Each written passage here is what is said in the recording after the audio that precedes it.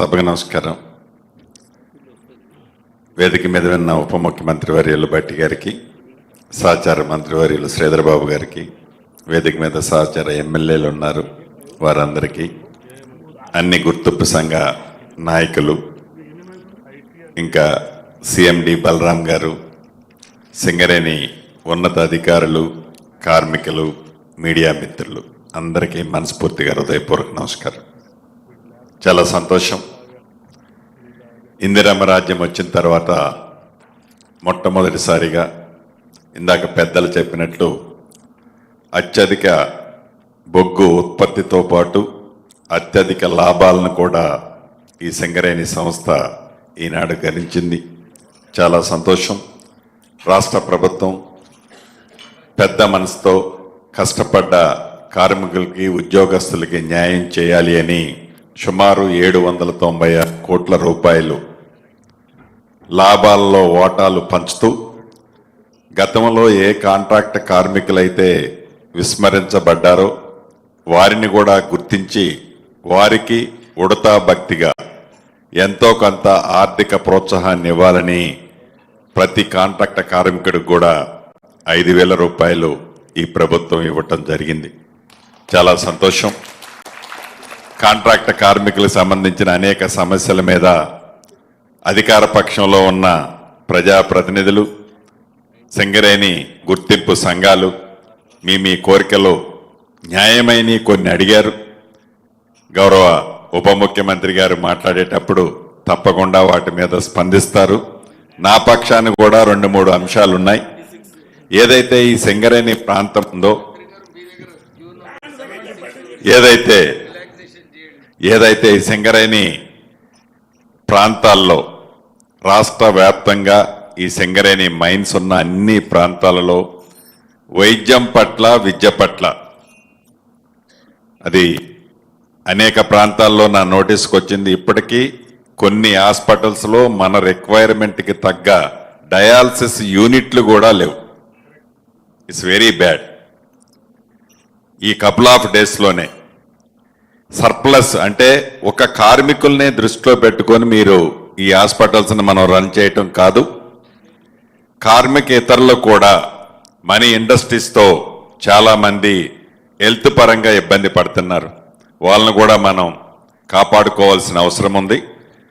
సింగరేణి ఉద్యోగస్తులకు కానీ ఆ ప్రాంత ప్రజలకు కానీ ఏదైనా వైద్య రీత్యా ఇబ్బంది జరిగినప్పుడు కార్పొరేట్ హాస్పిటల్ అంటే ఎమ్మటే అంబులెన్స్లో ఎక్కించి హైదరాబాద్కు షిఫ్ట్ చేస్తున్నాం ఈనాడు.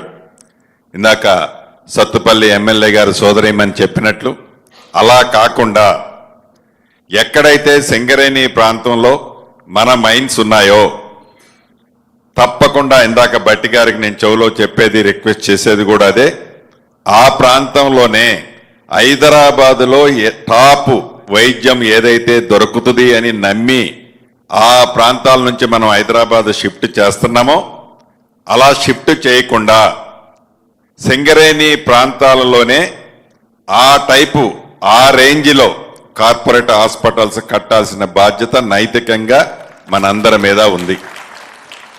అదే దిశలో విద్య పట్ల కూడా హైదరాబాదులో ఉండే టాప్ ఎడ్యుకేషనల్ ఇన్స్టిట్యూషన్స్ ఏవైతే ఉన్నాయో అదన్నిటినీ సమవుజ్జీలో తగ్గకుండా సింగరేణి ప్రాంతంలో కార్మికులతో పాటు ఆ ప్రాంత ప్రజలకు కూడా మనం పూర్తి భరోసా ఇవ్వాల్సిన అవసరం ఉంది. ఈ రెండిట్లో ప్రత్యేకమైన శ్రద్ధ తప్పకుండా ఇందిరమ్మ రాజ్యంలోని ఈ ప్రభుత్వం తీసుకుంటుంది.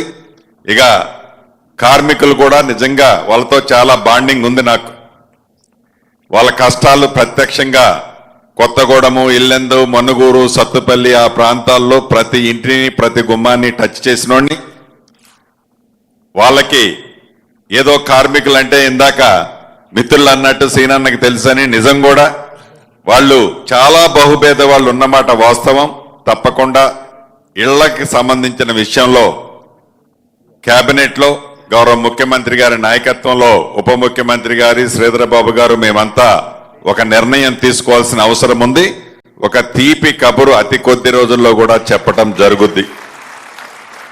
అంతేకాకుండా ఈ సింగరేణి ఈనాడు వర్టికల్గా అనేక సెక్టార్లో ఎక్స్పాన్షన్ కావాలని, సింగరేణి కార్మికుల్ని సంతృప్తి పరుస్తూనే భవిష్యత్తులో ఈ సంస్థ నిర్వయం కాకుండా ఉండే విధంగా రివర్స్ పంపింగ్ ద్వారా ఒక అత్యాధున పద్ధతిలో దేశంలో అనేక ప్రాంతాల్లో హైడ్రో పవర్ సప్లై చేస్తున్నారు.